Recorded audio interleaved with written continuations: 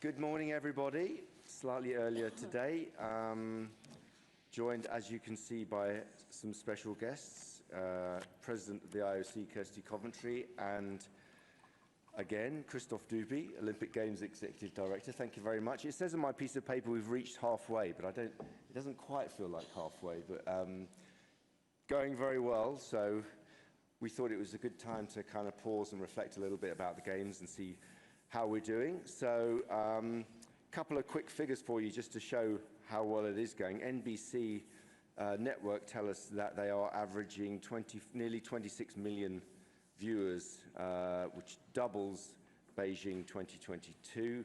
And Olympic social media handles 7.4 billion engagements.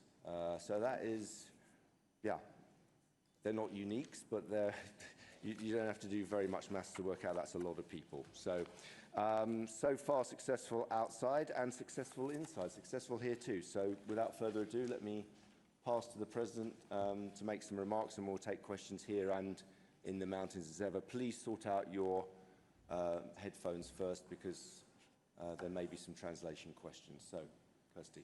Thank you, Mark, and good morning to all of you. Nice to see you here. The games are going really well. We're getting to go and watch some sport, which I'm really excited about. We're getting to see the Italian team do incredibly well. 17 medals altogether and 6 gold.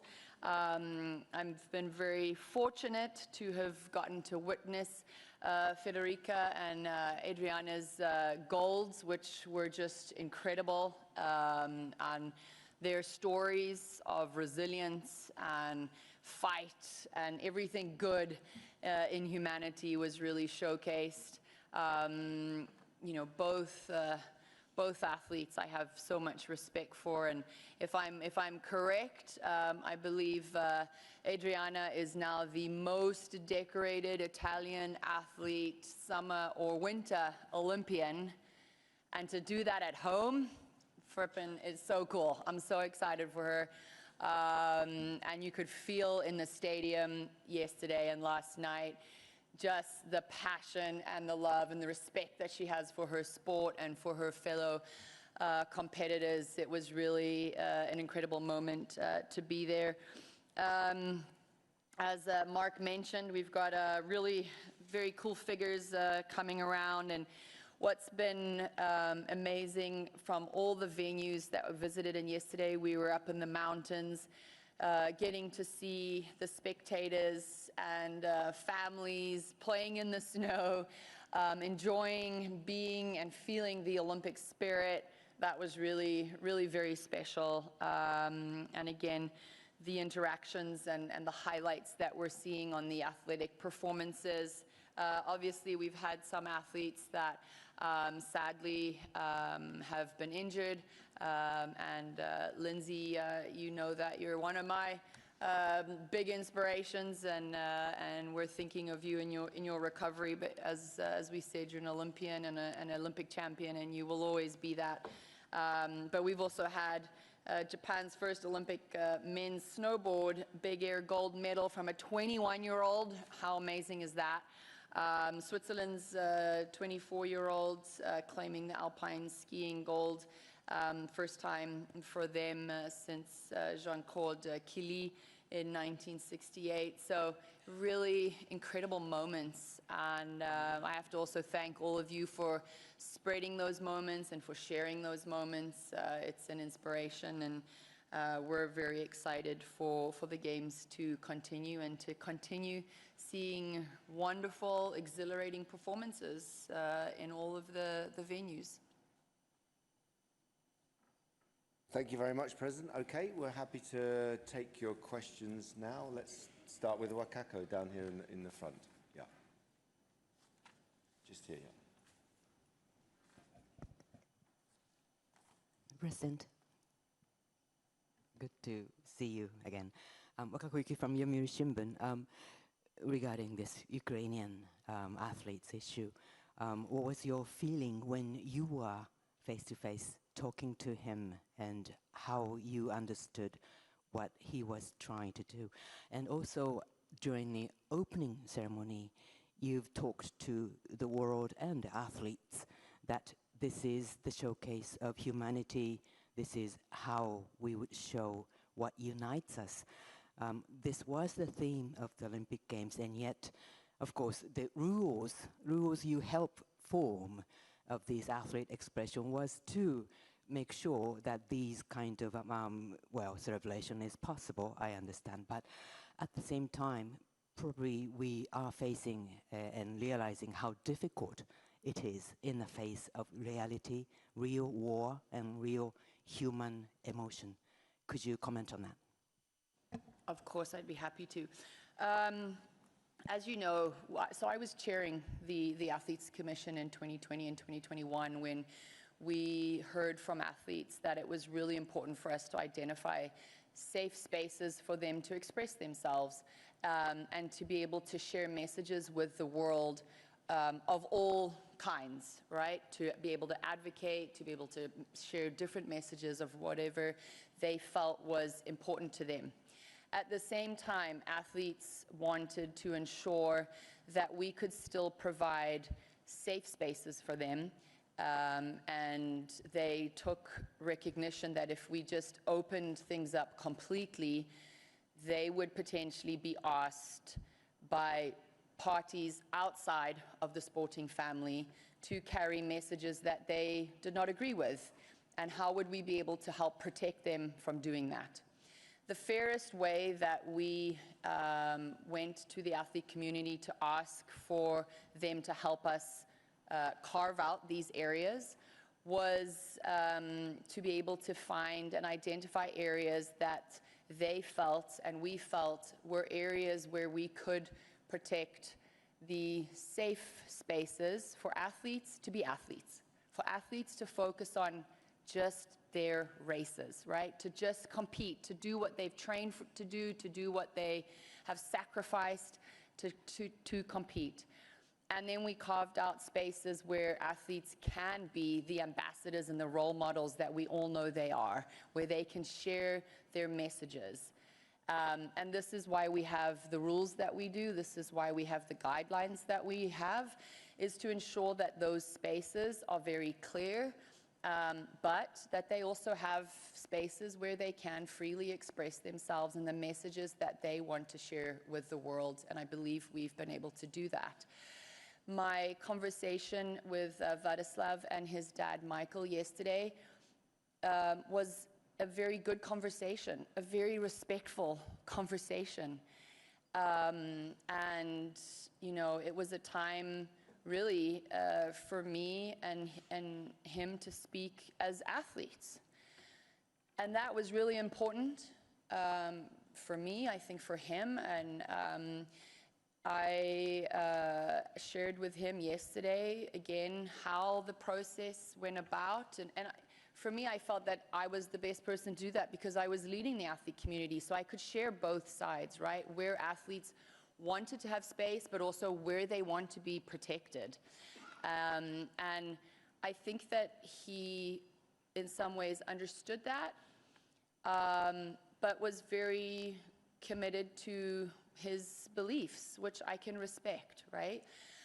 But sadly, it doesn't change the rules. And the rules were that for certain spaces, the field of play, the ceremonies, the Olympic Village should be spaces where athletes are safe from both sides and where there is just no messaging of any kind, so that it's fair and so athletes can just focus on competition.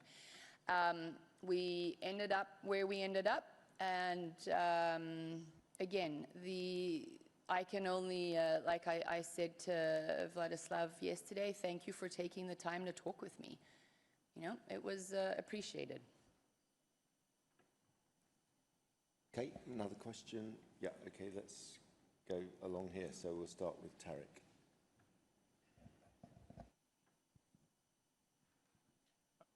Hi, Kirsty. Can you give a bit more colour on the actual the meeting, because you came out of it quite emotional. And speaking yesterday, it seemed Vlad had said it was towards the end of the meeting when he brought up what he believes were Russian violations that were continuing at these games that were unsanctioned, and yet he is the guy to leave. He mentioned flags in the stands. He brought that up to you, and some other issues.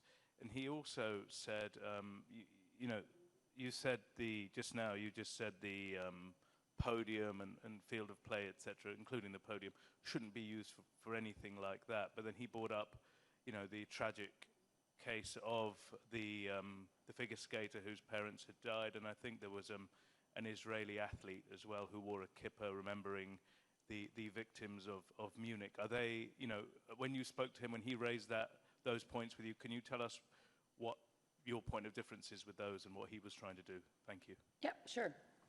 So he never brought up flags in the stands, as far as my memory serves correctly.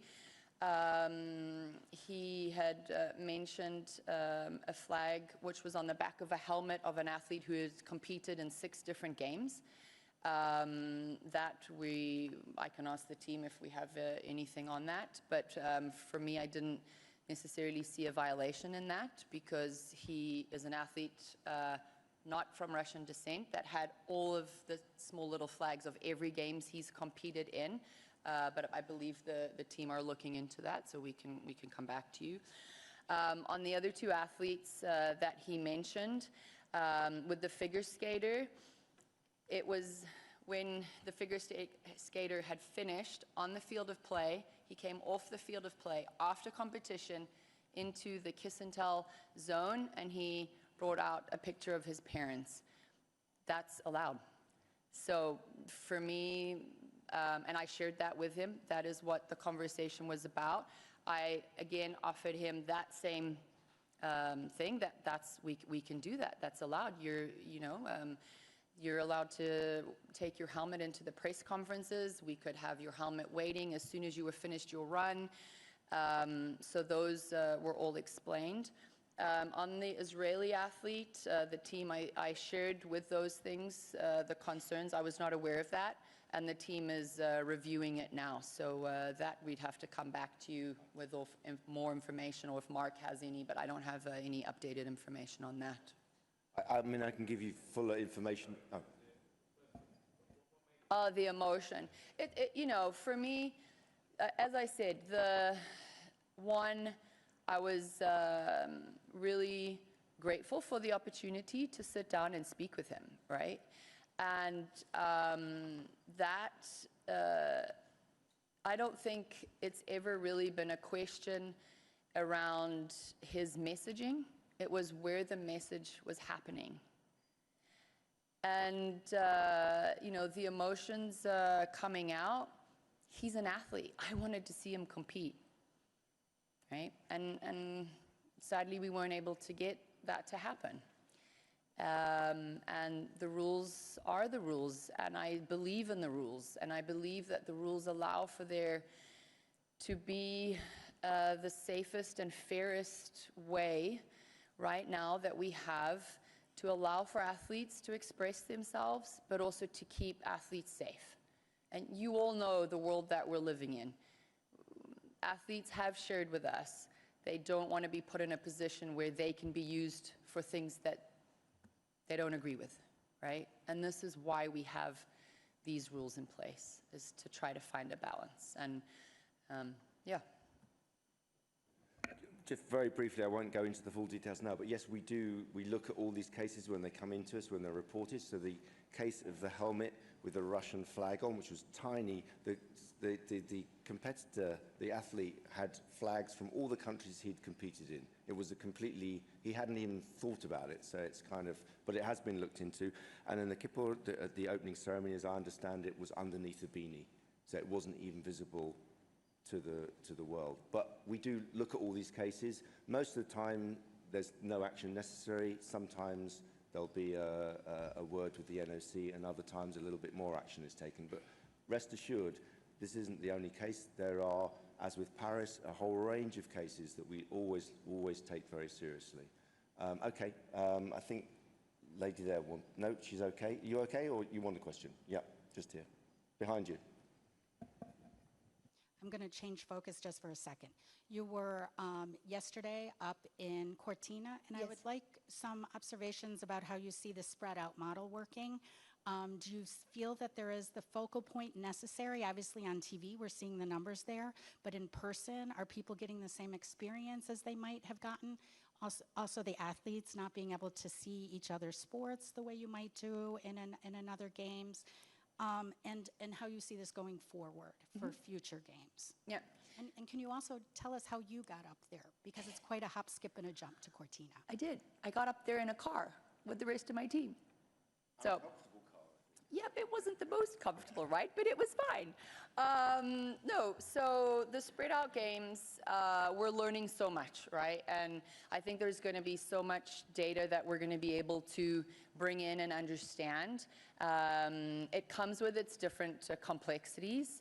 But so far, the feedback that we're getting has been very positive in the experience for the stakeholders. So for our athletes, that was one of, made my heart very happy yesterday, is to see the athletes and how they are really loving the venues, because they're in iconic venues, and the fields of play are fields of play that they've raced on before, that are extremely good. The way in which the organizing committee have been trying to ensure that the experience for the athletes is the same everywhere. So whether they're in a hotel or in the village, we have tried to have all of our Athlete 365 programs. We're trying to make sure everything, and I think you guys got to see that during the opening ceremony, which we experimented, and is one of my highlights, being able to get feedback from athletes up in the mountains that have been in the games numerous times, and this was the first time they were able to be a part of it. So cool, they're loving that. The fans, as I said, in the mountains it was so cool. It was so cool to see so many families and little kids. You know, we were at some of the venues and they were sliding down the hills and the parents are trying to run after them.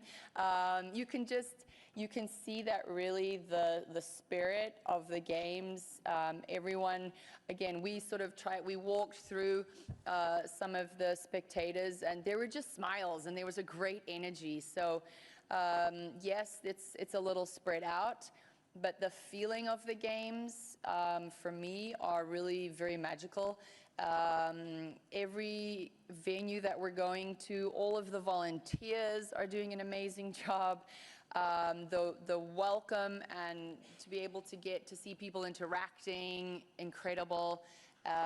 Really no complaints. And Christoph, I don't know if you have anything to add from some of the stakeholders that you've been talking with, but really good feedback. Yes, a long distance, but you know, I think it makes it worth it when you can get to a venue. And yesterday we were very lucky. The sun came out, the mountains were beautiful. It's the first time I had been in Italy's beautiful region. And yeah, again, athletes are happy and the venues are really pulling in that spectator viewership. Anything to add?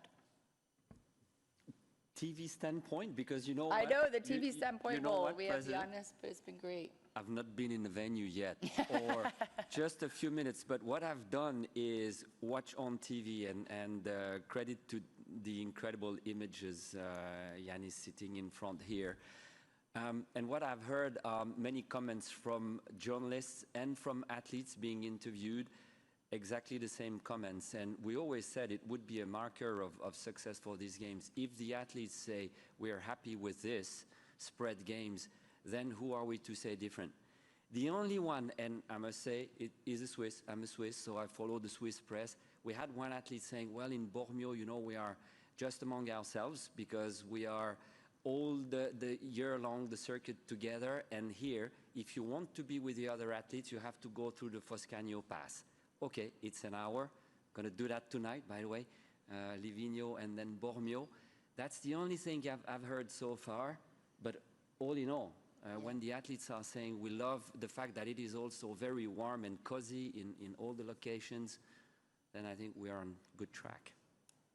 Okay, there's a gentleman right in the front here. You still want a question? Yeah, just here. And then we're moving back, and then we'll come over. I'll try and catch everyone if we can. Thanks, yeah. Guy Jackson from AFP for Kirsty and for Mark. Sorry, going back to Haraskevich, I know you can't talk about the workings of CAS, the Court for Arbitration for Sport. There's a hearing begun now, I believe. But just if they were to rule the disqualification void, is there any way in which he could compete today? Could a special qualification round be put on for him? I mean, how could that happen? I think I might. And also, sorry, just for Kirsty, sorry, how would you feel if that judgment were and he were allowed in some way to compete?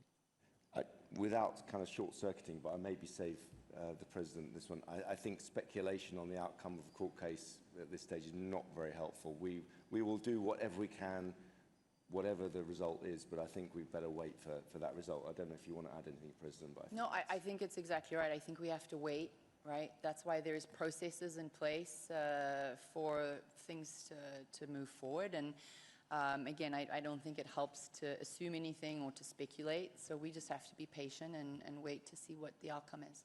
I think it will come pretty quickly. Okay, there was a lady there, and then we're going to go back to FRZ, and then Carlos, and then we'll come down here. Yeah. So lady, just... Where are we going? Giselle Davagnoni from Reuters. I've noticed that the Esselunga supermarket here is cash-free, so I'm wondering whether that's legal, and if it's legal, on the basis of which regulations, given that Italy, as far as I know, admits the cash payments. I mean, I don't know whether the President is an expert on cash payments in Italy, but we can certainly get you an answer. We have people who can give you a specific answer on that. But it's quite a technical question for someone who's concentrating on the games. But we will get you an answer today. Okay? Yeah, gentleman, colleague from the FRZ there. Yeah. Thank you, Mark. Christoph Becker, Frankfurter Allgemeine Zeitung. I've got two questions. One is for Mark. When you say we are looking at these cases, such as the Israeli keeper, who is we in those instances? Is it different organizations, or who's doing that? But first, the question for Ms. Coventry. Vladislav Heraskiewicz had a press conference, as you'll be aware, last night. I talked to him afterwards and asked him, looking back at his appearance at the Beijing Games and his sign, "No War in Ukraine," and you know how he feels looking back 4 years, coming here now, having all of this. And the reply he gave is, well, it's not so much about those 4 years. This all started 2014 in Sochi, and it started at the last game, at the last day of the games. That's when the war in Ukraine started. That's when the annexation of Crimea started. That's when the war in Donbass started. And from his perspective, is what he said, the whole world that came to Sochi and the IOC that gave the games to Vladimir Putin have a skin in the propaganda machine and skin in that war. And he compared it to 1936 and the Nazi Olympics. Do you acknowledge that? Do you acknowledge that the IOC has been used for propaganda purposes that led to the war in Ukraine?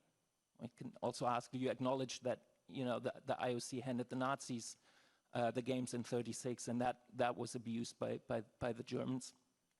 But that's going back a very long way. Anyway, do you acknowledge the IOC is giving dictators a propaganda machine that they use in the worst cases to wage war against neighboring states in the world? Thank you. No. Thank you very much. And just to answer you, on cases with, we have what's called a sounding board. So all the main kind of key directors and stakeholders.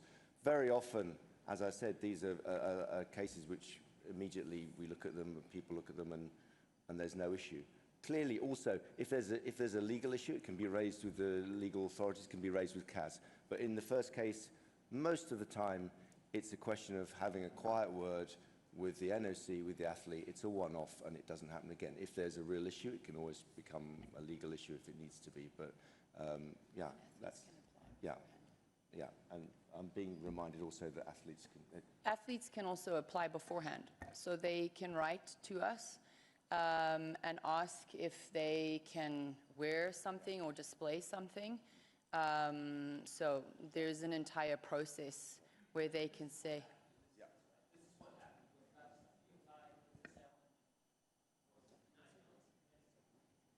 I believe so. I don't. Actually, on that one, yes, I'm getting a nod from someone that yes, he did. But we had, for example, as I said in a previous press conference, we had someone wearing a black armband.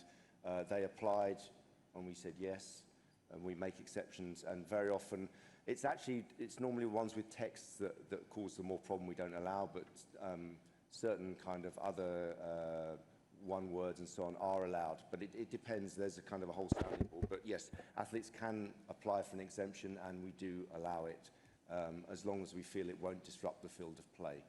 So as with all rules, there has to be some give and take, and we try to make it work for all the athletes. Yeah, let's go to Carlos from Reuters. Carlos Groman from Reuters. Madam President, you've launched reviews of many aspects of the games early in your presidency. Do you feel that there is a need to also review these guidelines going to LA, given the change in social media, the rise of the use of that, people expressing opinions more frequently and more often than they did 20 years ago or even 7 years ago when the review started? Is that part of the wider review that you want to have looking at aspects of the games? Thank you. Thanks, Carlos. So this would fall also within the working group that is looking at our fundamental principles of Olympism. I had a number of, as you can imagine, a number of conversations with athletes over the last couple of days. And for them, they still feel very strongly that we should be able to keep certain parts of the Olympic movement and their Olympic experience safe for them. So if athletes would like for us to look at it, it's always, we're open to everything, right? I think, as I've said before on all the other topics, whether it's the Olympic program, whether it's something else, if people feel that we are not doing something adequately, then we will open that discussion up. But the rules are the rules as they stand today, and I believe it's a very good rule because it does what it is intended to do. It allows for athletes to express themselves in a safe way, and it also keeps them safe from being used. So again, from the athlete conversations I've had over the last couple of days, they very strongly believe in the guidelines, and they believe that they are very relevant, and probably even more so relevant in today's world, as you mentioned. Yeah, we're going to move over to this side now. Come back here. Gentlemen. Yes, lady just here, and then we'll come over to some people on this side. Yeah. Okay, my name is Justine. I come from Polish television. Polish television. Polish television. Easy question. The games always create some incredible stories. I'm talking about the athletes. Do you have, so far, one of them who you admire? I mean, you admire all of them. Yeah. But maybe you've got someone you admire much more. For example, I'm sorry for my English. No, it's absolutely fine. Thank you. So I mentioned 2 athletes a little bit earlier with Federica Bargnani. Watching her win her medal on the first day, incredible. For me, it was even more powerful when she ran over and picked up her child. That, for me, was like, oh, that's so cool. So there's a number across. I'm going to get teary, but I'm going to try not to. Athletes are incredible, right? For me, it's the athletes that are, pushing boundaries. A year ago, she wasn't even skiing. She was lying in a hospital bed. Like, if that doesn't talk about resilience or grit or, getting back up and getting knocked down and everyone around you telling you you're not going to get to the games, then I don't know, a stronger message, right? Even though Lindsey Vonn's games didn't end the way she had hoped, the message that she put out from the hospital bed of just like, hey, I put everything on the line. How amazing, how inspirational, right? So you've got a case of an athlete reaching the pinnacle of their career in the most idyllic way, at home, on the field of play, with their entire family and the Italian people around them. And then an athlete whose games didn't go well, but still is inspiring the world. I mean, yeah, so many athletes, I think, are doing incredible things in these games, and we need to give them their moment because they've gone through a lot of hard work and sacrifice to get here. And also, at this Olympic Games, there is one country which is for the first time here, Benin. Incredible, amazing. Yes. We have a number of countries that are competing for the first time, and with Winter Games, Summer Games, it's always amazing to see how many more countries are taking part in sports that we didn't really, you don't think of Benin and winter sports, but there's so many more opportunities in our world today for athletes to be able to go and to train and to learn new things, and this is what sport also allows to happen, right? I had an incredible opportunity to get a scholarship and go over to the United States and have an incredible experience and walk away with a college degree and, things that I potentially never thought I would do. So this is all the ripple effect of sport and the Olympic movement, and they're incredible stories that we should be very proud of. So let's pretend. I think we're going to move on. Thank you. Gentlemen, just here wants the question, and we'll come down. No, at the back there, and then we'll come to Sports Illustrated as well. We'll come down. Doing our best. Robert Kemper, German TV ARD. A question to Ms. Coventry. Can you please clarify yesterday when you meet with Mr. Herskiewicz, how long does the meeting took, and when was the decision made by time, please, to disqualify Mr. Herskiewicz from these games, and who stripped him away his accreditation in the first place? And can you please clarify why you decide to request personnel, how it was stated in your media press release, to give him the accreditation back, please? Thank you. Okay, thank you. I will try to do my best on this. I think you said how long was the meeting? So I think the meeting, I wasn't really looking at my watch. It was maybe 20 minutes, I think. After our conversation, the federation, and I believe it was the president jury of their jury, told him that he would not be racing. I can't give you timings on that. There was actually a press statement, so we have the facts on that. And if that's not clear, then we're happy to make it clear of the stages. Yeah, I don't want to give you wrong facts, so that's probably better. But I don't, on the timing, I can only speak for the interview, and then on the subsequent timing, I think, as Mark said, that's a better one. And then the third question, you had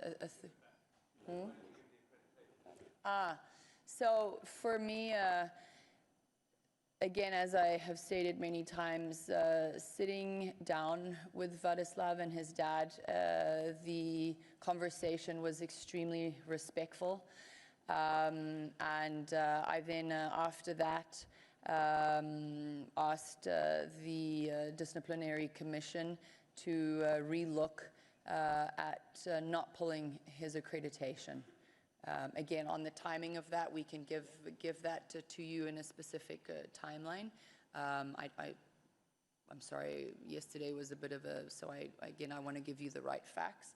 But out of respect for him and for his dad and for taking the time to come and sit down with me, I thought that was the right thing to do. Yeah, I think most of the details are in the press release, but anything you need, we can give you. Yeah, let's go to Sports Illustrated here, and then we'll come to Shia.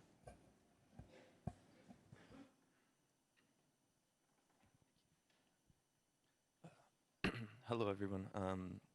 I wanted more clarification as well on the credential and it being reinstated, because I want to ask the line of thought in the sense that if the rules must be respected, which seems to be an understandable one and an objective one, does an initiative that may appear to others as potentially arbitrary to give him his credential back after being disqualified, does that potentially undermine the line of thought that we must respect the rules? No, because one's not linked to the other. So being disqualified from an event, and that is a decision that is taken by the federation, not by ourselves. We are in control of the accreditations. So for me, they're not, if you're disqualified, you're automatically, the accreditation is pulled. It's two very different things, so.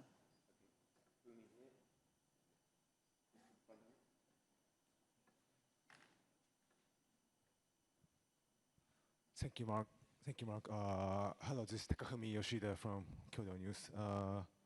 You were saying the sports is center part of the Olympic movement usually, and but on the other hand, like Heraskevich choosing paying tributing Ukrainian pharaohs more than competing in the Olympics. How do you see this like complexity for the? So again, the messaging that he was wanting to carry and that he displayed in training and the days before, was not up for question. It was just the place, right? And the field of play within our rules and regulations is a safe and neutral space. Okay, I think that's quite clear. Yep, gentleman here, our French colleague at the, yep. Yep. Bonjour, Bruno Fraioli de sportbusiness.club. Je vais poser ma question en français. Enfin, j'en ai juste deux. Par rapport à l'athlète ukrainien et ce problème, j'ai compris lors d'une autre un point presse que la commission exécutive pourrait peut-être revoir certaines règles. Est-ce que vous le confirmez ? Et puis par ailleurs, j'entendais la question sur le Bénin et je me posais les questions sur les sports additionnels. Une discipline comme le cross-country pourrait faire entrer beaucoup d'athlètes africains. Est-ce que c'est quelque chose qui vous intéresserait en tant que présidente? Merci. Thank you. So on the first one on additional sports, I'm not standing here representing one continent. I'm representing all continents, and the decisions that we will take in the review will be best for the movement. I am very much a believer, as you know, that it's not for doing something for one individual, but the good for all. So the sports are in, everything is on the table, everything is up for discussion, and it's being worked through with the Olympic Program Working Group. The executive board will never we may have the authority, and I look to my team because I don't have the charter in front of me. We would potentially be able to look and review any rules and regulations, but it would always be taken to the session. And as my way of working as well is that would be done in consultation with all stakeholders. So there are no rules or regulations that, since these games have started, the executive board at any point has sat down to look at or to review. That's not how our processes work, if I understood the question clearly. Okay, we're going to go for just a few more questions because you won't believe how tight the schedule is for the President. Let's take one from the mountains and then we'll take... then we'll take Graham, I guess. Yeah, try and see what time's like, but I think we need to move on. Yeah, good morning. This is from Oscar Garcia at The Athletic, and he asks something that you touched upon, Mark. You said review cases come to you as stakeholders, raise them. Have broadcasters or governments complained about the helmet? And as a follow-up to that, what have broadcast rights holders and sponsors directly told the IOC about this matter? Yeah, I mean, I think on that we have Yanis and we have a few people later. No, not today, but we have you to come back, I think, on the 18th, so we can discuss that then. I think that's quite a detailed probably a too detailed question and not one that you'd know about whether someone had actually complained or not complained from. We haven't heard anything, so it's probably better to. Yanis has not heard anything. And Yanis hasn't either, but we can discuss all that in a future press conference. Let's go for Graham. I'm going to do two. I'm going to do you, Graham, and then gentleman at the back was waving at me very. Sorry, I can't do everyone, but yeah. Thank you very much, Mark, and thanks, Kirsty, for being so available today. Just a bigger picture question about the job. I mean, another Olympics where the first week has been dominated by an issue that you could argue maybe the IOC could have anticipated better, but you've got you know, the next Summer Games host where a senior official's under scrutiny for not leaving, and a domestic political situation that's volatile to say the least. A next Winter Games host where officials are leaving or have left, an uncertainty with a big political election next year. No new top sponsors coming in for this Games and a big revenue stream from Saudi Arabia that fell through. And back home in Lausanne, whistleblower reports of a work culture at headquarters that's not ideal. You know, a job that, let's not forget, pays about what, less than 10% of what FIFA pays its president. It's not an easy job, is it? It's a job only a woman could do, Graham. It's a job only a woman could do, and I'm looking forward to continuing to do it. And typically a man was interrupting you when you were answering, so I do apologise. Okay, gentleman, right at the back there with the black who's been waving at me for a long time. Yeah, there. And then I'm afraid, with apologies, that's the last question. Ms. Coventry, Rebecca Passler, the Italian biathlon who got an anti-doping rule violation, is able to start at the Milano Cortina Games. That's the ruling of Italian NATO appeal court. Can you comment on that? I'm so sorry, I'm not aware or briefed on the case, but we can come back to you with that. On that I would need to get some better information. We will give you an official IOC line on that when we have one, but I don't have one. Okay, thank you. Let's end with one more. Gentleman just in front of you. I'm sure I'm going to regret this, but let's have one more question. Thank you, Mark. Johannes Knut from Süddeutsche Zeitung. Ms. Coventry, Vladislav Figarskevich said he still didn't fully understand why, on which basis he was disqualified, expressly saying that he doesn't understand what constitutes an expression. If forms of expressions are banned during competition, does it also mean that you can't cheer? Do you behave like a robot? Is the IOC maybe at least looking into maybe trying to precise those? What constitutes an expression on the field of play, which is now banned on the field of play during medal ceremonies and during the opening ceremony? All you seem to say is the rules are pretty unclear at that point, probably.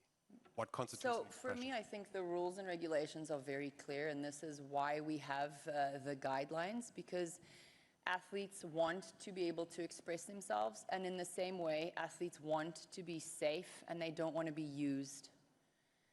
The rules are, again, for me, very clear in that standard.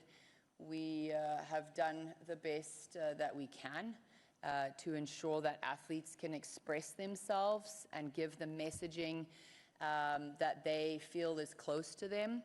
Part of why we all love the games is because of our strength and diversity, right? And with that diversity comes the way I express myself as an African woman is very different to how Mark, as a European man, is going to express himself, right? We have to take that all into consideration. And this is where these rules and regulations, I believe, are done in a fair way that allow for that to happen. I express myself as you tell me to. So. Listen, thank you very much, President. Thank you, Christoph. And we will see you all tomorrow at 11, I think. Thank you.